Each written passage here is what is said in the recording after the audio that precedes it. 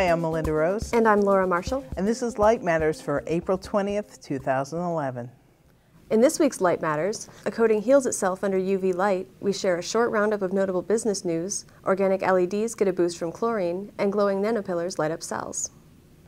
Fixing scratches in car paint and other coatings may be cheap and easy to do yourself in the not-too-distant future, say researchers at Case Western Reserve University in Cleveland. Working with partners in the U.S. and Switzerland, they developed a polymer-based material that can heal itself when placed under intense ultraviolet light for less than a minute. The design of the material includes metal ions that serve as molecular glue, holding together polymer-like chains made of molecules smaller than those contained in conventional polymers. These metallo-supramolecular polymers allow the material to change properties when irradiated with intense UV light, transforming the original solid material into a liquid that flows easily. When the light is switched off, the material reassembles and solidifies again, and the original properties are restored. Just as a quick experiment, we took out a razor blade and deliberately scratched the material and then put it under a UV light. And within 30 seconds, the scratch had disappeared. That was the eureka moment. That was like, wow, we've got something that's really cool here. Tests showed that they could repeatedly scratch and heal the materials in the same location.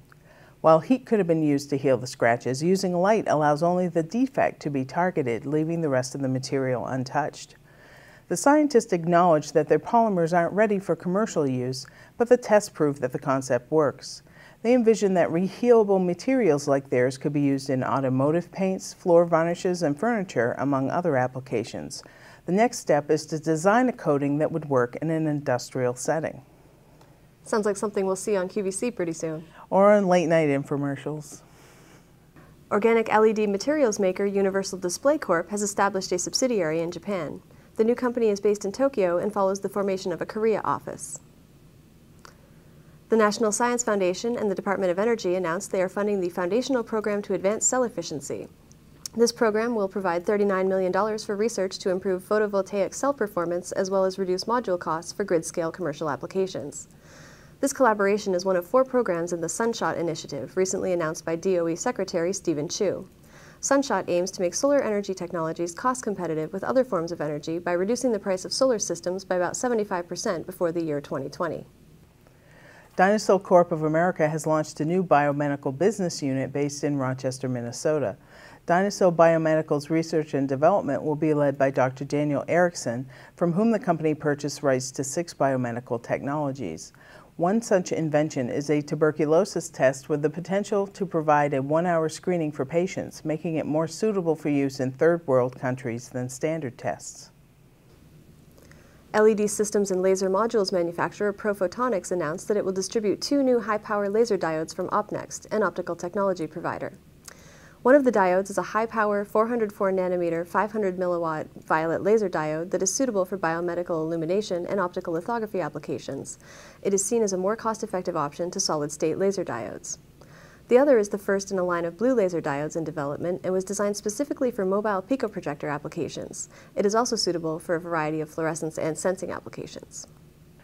A simple chlorine treatment is being used to drastically reduce the complexity and improve the efficiency of organic LEDs, aiming to make their manufacture faster, cheaper, and easier, lowering barriers for mass production. Professor Zhenghong Liu of the University of Toronto and 2 PhD candidates discovered the method. By engineering a 1-atom thick sheet of chlorine onto the surface of indium tin oxide, they created a medium that allows for efficient electrical transport while eliminating the need for several costly layers found in traditional OLED devices. Their UV light-assisted process for achieving chlorination also negates the need for chlorine gas, making the entire procedure safe and reliable.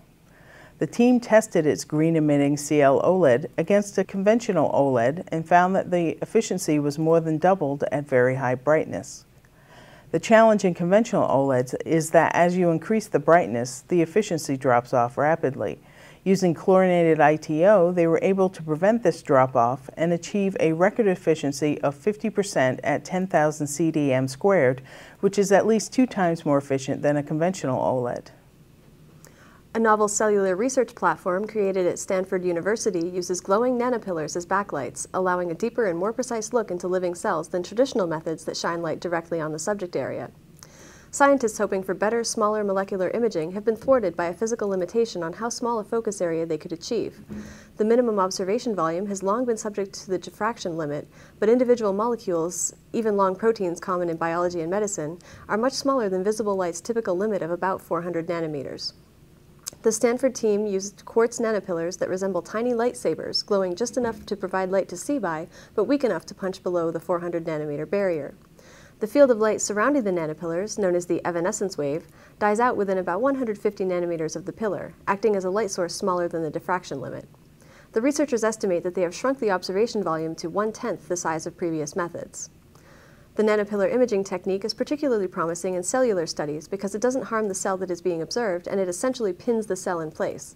This is especially promising for the study of neurons, which tend to move because of the repeated firing and relaxation necessary for study. The investigators also found that, by modifying the chemistry on the surface of the nanopillars, they could attract specific molecules they want to observe. In essence, they can hand-pick molecules to study even within the crowded and complex environment of a human cell. That's it for this edition of Light Matters. For more on any of these stories, visit Photonics.com. To subscribe to our newscasts, you can click on the share icon on this video player and choose feeds to enter your subscription directly into iTunes or any other RSS program. There are also icons to share this video on most social media sites. You'll find audio and video versions of Light Matters in the iTunes store as well. Please send your questions or comments to lightmatters@photonics.com or find Photonics Media on Facebook and Twitter. Thanks for watching, and we'll be back next week.